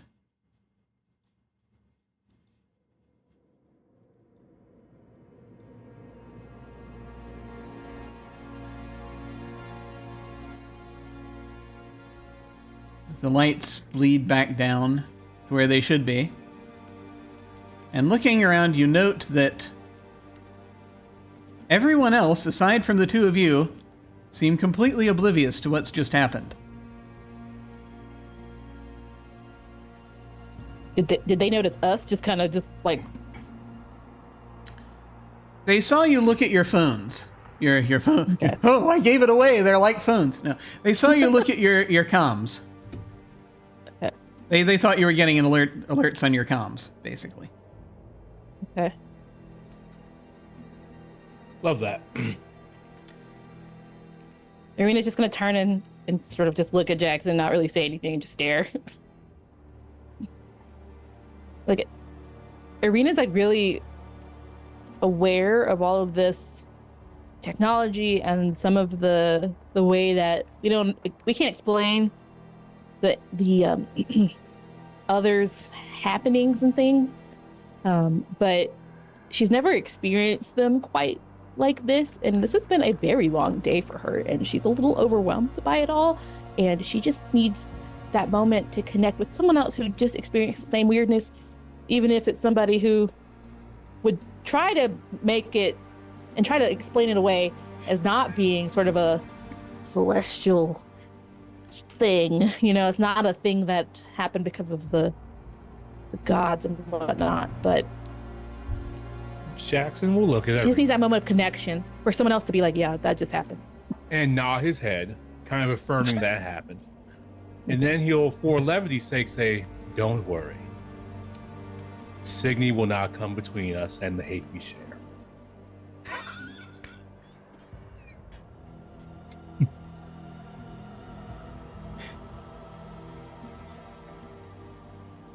She just closes her eyes for a moment and turns back to the action.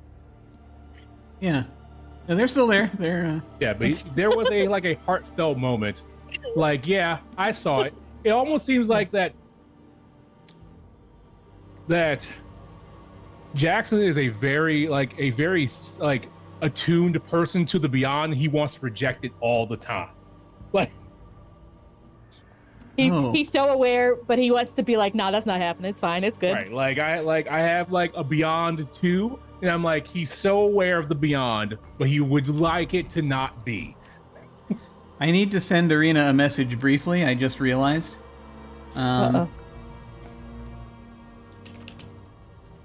Secret message. So like that moment of connection is like, yeah, I saw it, but also I don't want to see it. You know, fair. You know, Arena just wanted to really merge science and religion, but now it's merging kind of in a way that's going sideways for her. Now she's like, maybe this wasn't what it was cracked up to be.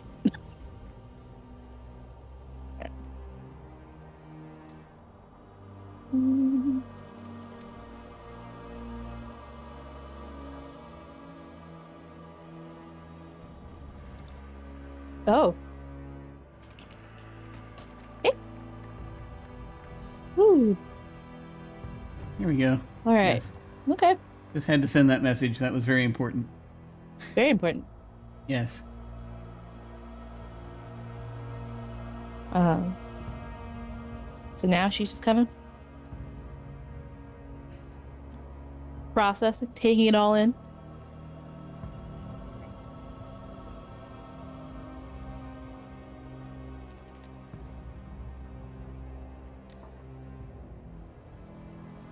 And then she just kind of shakes it off and then looks back at the two Ashen. So say that you are amongst those who perhaps share in your beliefs that the universe is going to come back to balance, and we can either assist it or it can be forced. What's your next step? What's the plan to help get everyone else on board with the plan? They sort of are looking at each other. We've been talking about that. That's just what we've been trying to sort out. Right now, the plan was... Wait, I just want to make sure I got this right because the brain interfered. You said that after they've gotten things in balance or before they get things in balance? Before. Before, okay. They're saying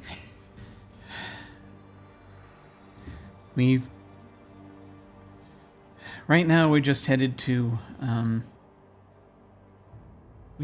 see if we can find a better voice and ally for this over at Miller Station.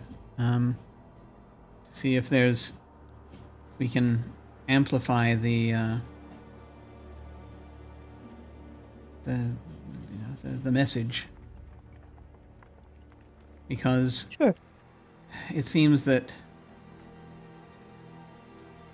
while I don't know it, I sort of feel like in other years, at other times, the protest might have worked better, but this has gone farther than we've seen before, and things are starting to look a little dire now. I don't know what's happening. And Yana says, it's the timing. It's the timing. We're almost at the time of conjunction, and I think it's affecting everyone. It seems like it. Well, hopefully we'll be on our way to molestation.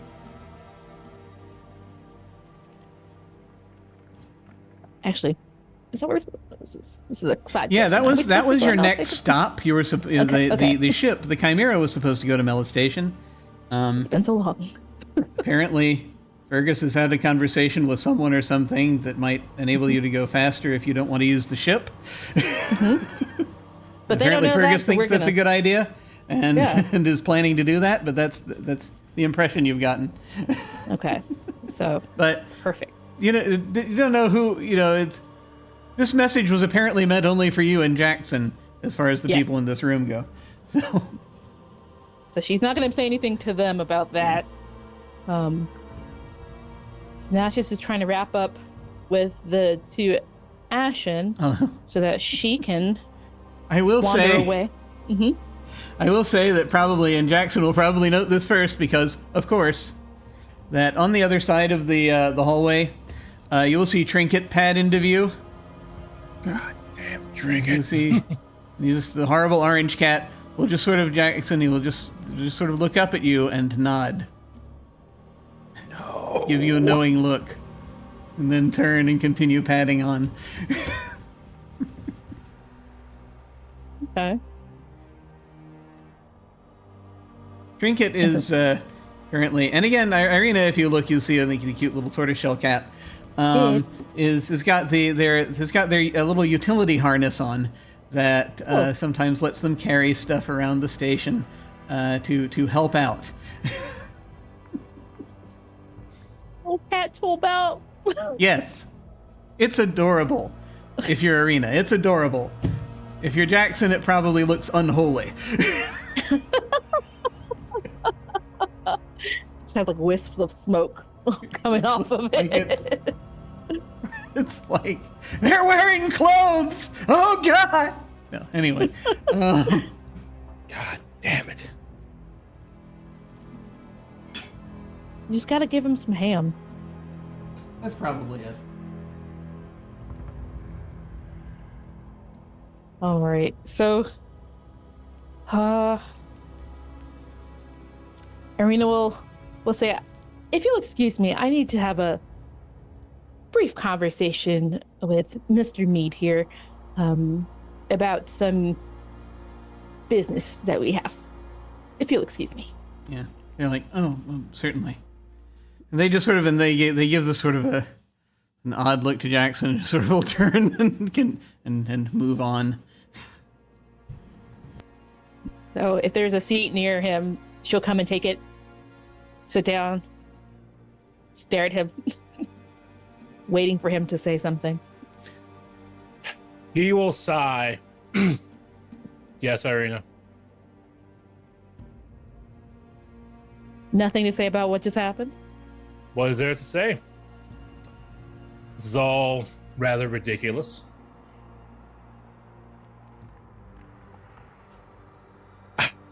What do you want me to say, Irina? That you want me to convert now? Do you want me to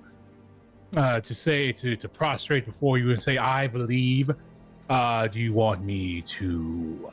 Yep. Honestly, I've had a not a total change of heart, but a partial change of heart. Before, I found the gods to be silly constructs that people use to place their faith when they could not place their faith in anything else other than themselves. But now I realize the gods are actual constructs that allow people to be lazy. And people will not realize their own potential because of their constant interference.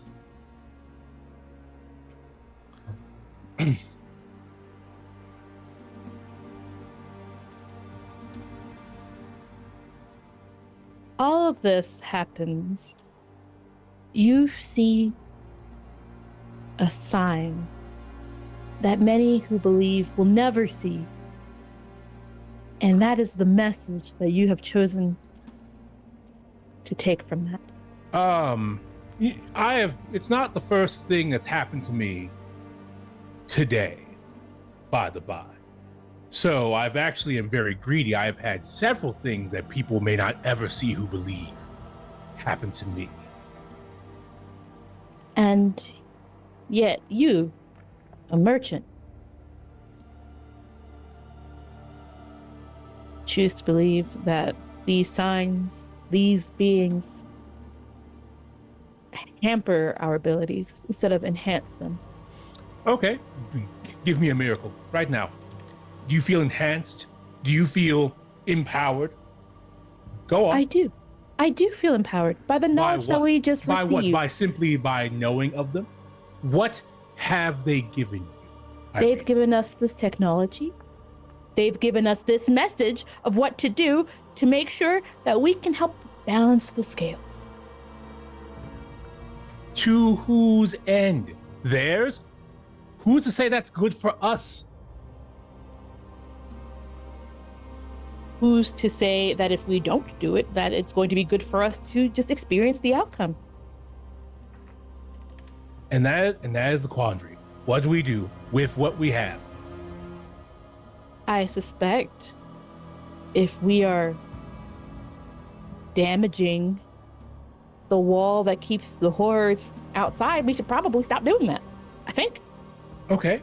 And there's a thing that we say as merchants: trust but verify. Yes. Right? So is there any way to verify this message? Is there any way to verify we're doing the right thing on behalf of the right person or the right being, right? Because we could be shown a potential future, and that's not actually what will come to be. We could be being manipulated for someone else's gain. So trust, that's what you're doing. I'm not, but you're doing it. But I'm asking you to verify. And we verify? Not by just doing it. We can't verify by doing it. Then we've done it. There's no other way. It is our responsibility as free-thinking people to find a way to verify and not to do blindly.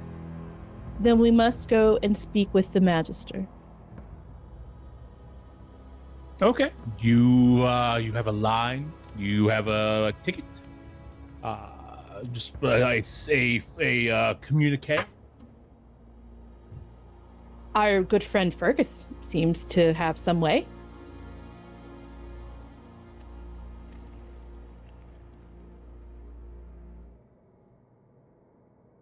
All right.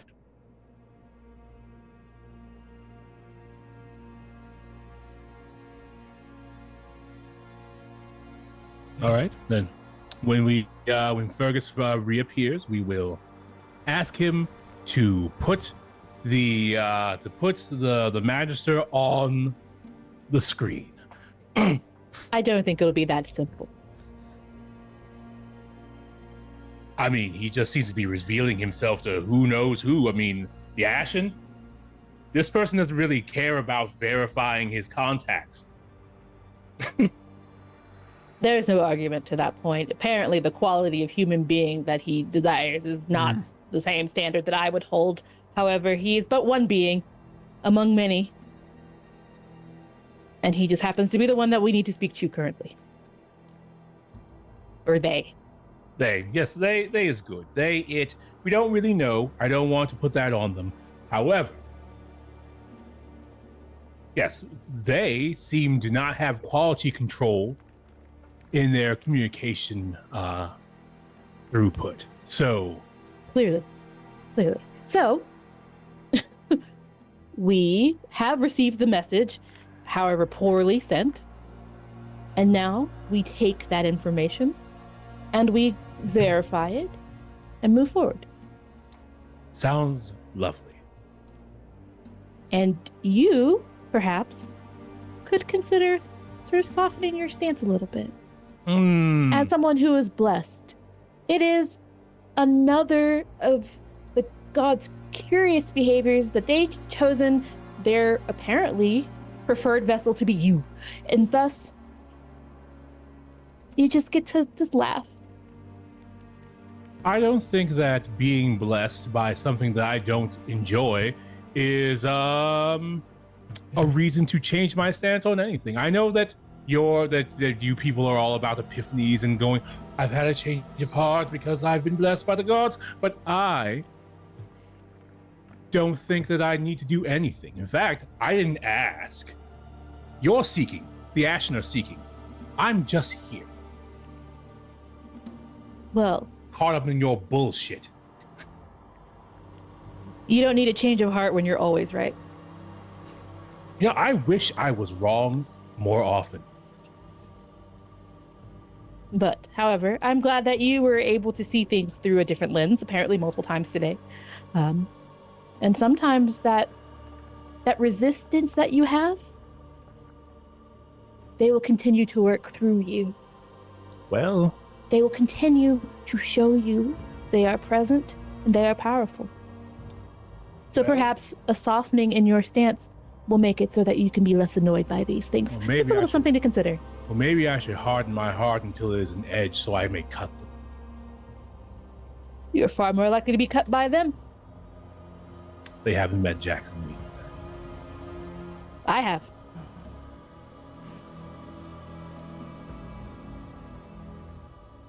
But perhaps...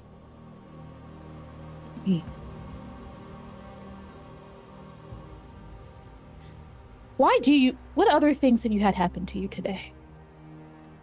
Oh, the lights. One of their servants just very directly told me all about their business and what they do and how they do things. I've had a lot of exposure today to change my mind in a direction you don't like, but a direction.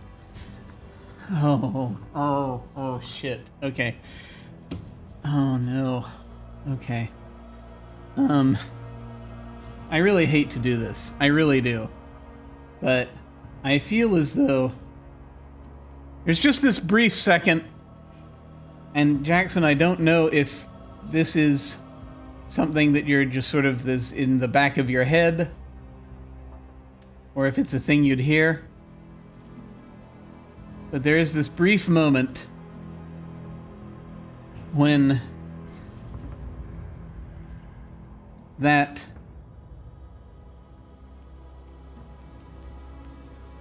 oh yes, no, I gotta find the phrase. Because I had it right here. Yes.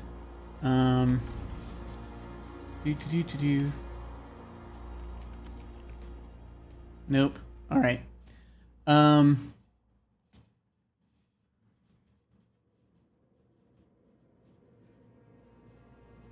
There's this brief moment when the voice. You hear the voice again, just for a split second. And it'll ask you,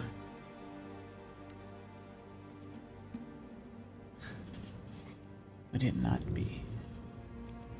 As I'm saying this, thunder is now happening outside my apartment. I just wanted to mention this. Would it not be easier if you could just with a gesture cut down all these insensate vagabonds who refuse to listen to you?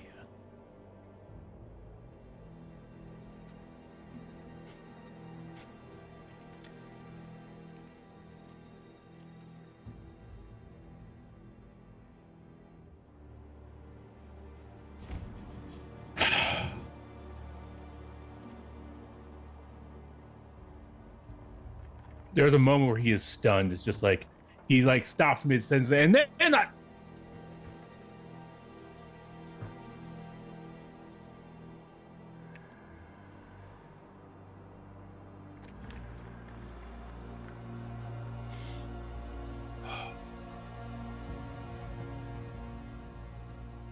Also, just so you can keep the tally marks, I am 95% certain that Ticket grew 5 sizes behind me and threatened to kill me.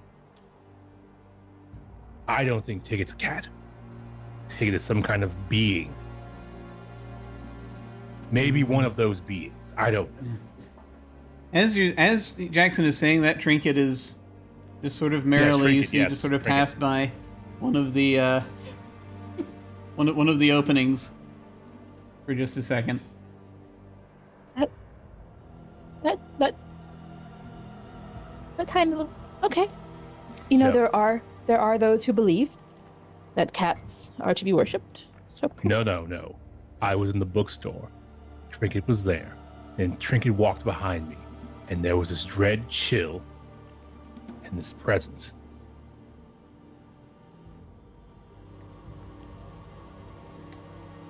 Does it happen every time Trinket is near you? In the bookstore. Trinket has never been behind me that I know of. Unless he sneaks up on me all the time. That you know of. But he made a show of walking behind me.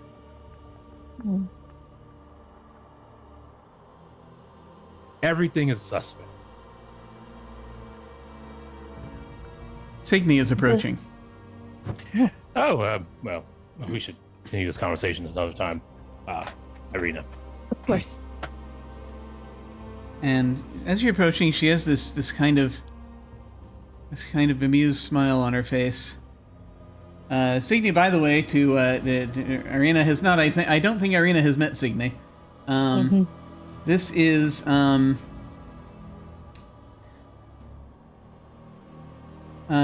short woman. She's got short blonde hair, and she is and possessed of a regal bearing, and she is wearing a sort of an elegant kind of she's sort of dressed in sort of black and brown sort of colors right now. It should be black and green. It should be black and green. She's wearing elegant black and green colors right now, with a sort of a jacket and sort of pantsuit type trousers underneath. And as she's stepping toward the two of you, she will go up to sort of looking between Jackson and Irina and say, I've received instructions. I'm to bring the two of you down to... I don't know if did you hear about the method of passage we have down below? I have. Well, that was facilitated by the one I was speaking with you about earlier. But I'm to let the two of you and a few others to go through,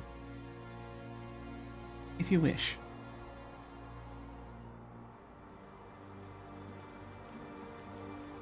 All right then. Sure. Excellent.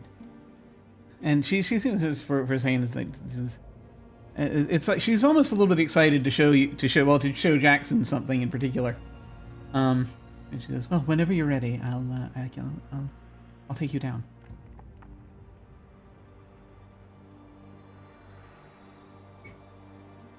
All right then. Oh, you might want to bring your stock. She says. Of course. If you're going to be making the trip over.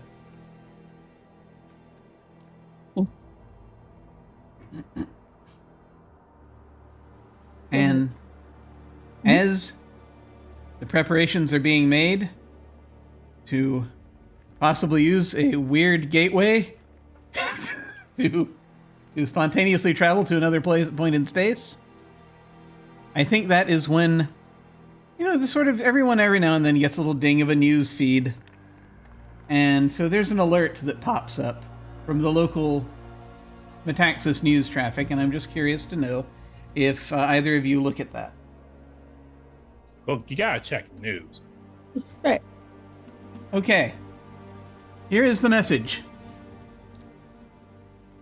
As a newscast, the only news station on Metaxas is controlled by the company officially, but they do let them sort of do their own thing because they have to give the appearance of being being balanced. But they say, for the first time in nearly 3 centuries, because it's been. I'm just saying it's been more than an hour since you landed. I need to point that out for reasons. For the first time in nearly 3 centuries, an apparent visitation has occurred in Metaxas' spaceport. Early this morning, in a live feed to the control tower, the pilot of the CS Chimera, who goes by the name Fergus, seemed to change his appearance, revealing the visage of a xeno-organism. This was occurring as the Chimera was taking off in apparent violation of a travel ban imposed that evening. Immediately following this exchange, the Chimera appeared to vanish in a bright surge of light that seemed to come from nowhere. Crown Security has released these still images of the pilot, before and after his transformation, and indicated that Mr. Fergus is now a person of interest in an ongoing investigation. You're going to see 2 pictures show up. I'm so sorry Cleric isn't here for this. You're going to see, but I'll repeat this when Cleric comes back, because this is affecting everyone. You see these 2 pictures pop up. One is of Fergus. The other picture is of an alien being, that looks kind of like a oh god. An anglerfish sort of features with in the face, the sort of dark eyes and teeth.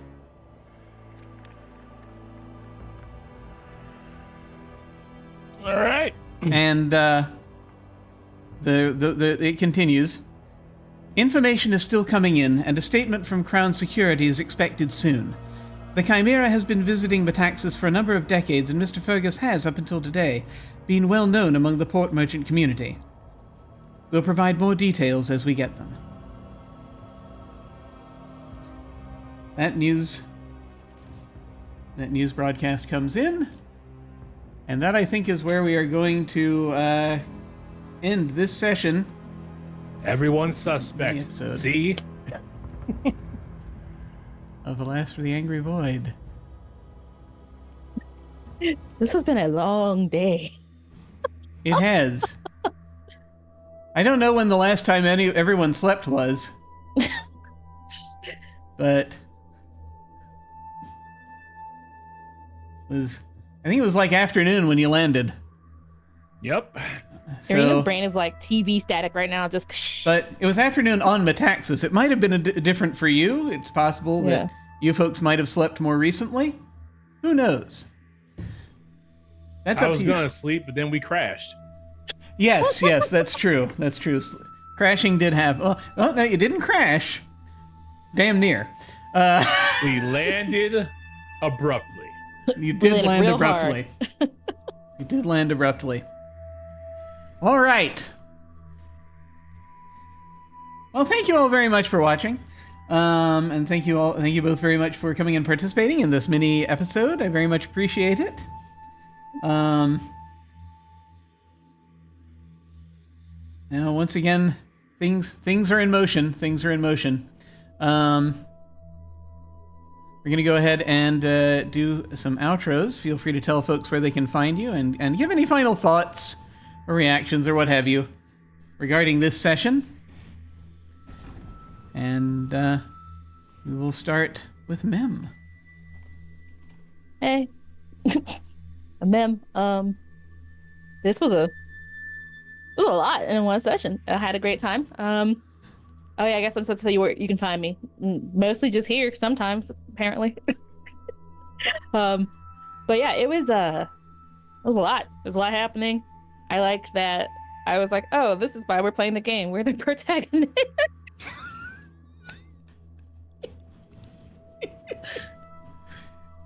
Like I said, not the sharpest tool to get the job done.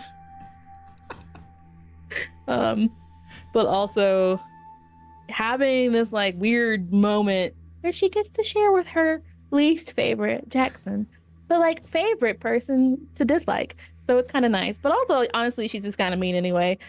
So, who's her favorite? Like, Fergus is probably her favorite, honestly. Look, Fergus is everyone's favorite, and we all kind of like pseudo hate each other. Yeah. But it works. It works. That's there's no real hatred, especially since now she knows that like Jackson's where the stuff is happening. I'm gonna keep my eye on you. Yeah. Stuff is happening. Stuff's absolutely happening. Stuff keeps happening. So it's been interesting. I'm really excited to see what happens next. So. Ooh, me too. And now we will head over to Hollow. Hey, I'm Hollow. You can find me on Blue Sky and Twitter at Hollow Invective. I'm pretty much, on other people's channels doing things. Jim and I do have a project coming up soon. We'll have more on that later this month, more than likely. Final thoughts. I think this was the perfect episode for these two characters to be stuck with each other. All the things that occurred around, like, the visitations and the gods and the otherworldly beings, like two perfect people, diametrically opposed in beliefs. Like, I think we should kill them. But yeah, I think this was a great episode. Great side episode for the two of us. Yes. Awesome. Yeah, and that's what I was just thinking. It's like, it's just so perfect that these are the two characters that are here with us when this stuff is happening. Excellent. And I loved that. Yeah, I loved the the interaction, the back and forth you folks had. This was great. And hopefully next week we'll be able to pick up. Hopefully more people will be able to appear. As real life apparently has been lately only allowing me to play with two people at a time, but we'll see. Hopefully we can break that. We'll see what happens. As time continues to unfold. But we are getting closer. We are getting closer to the end.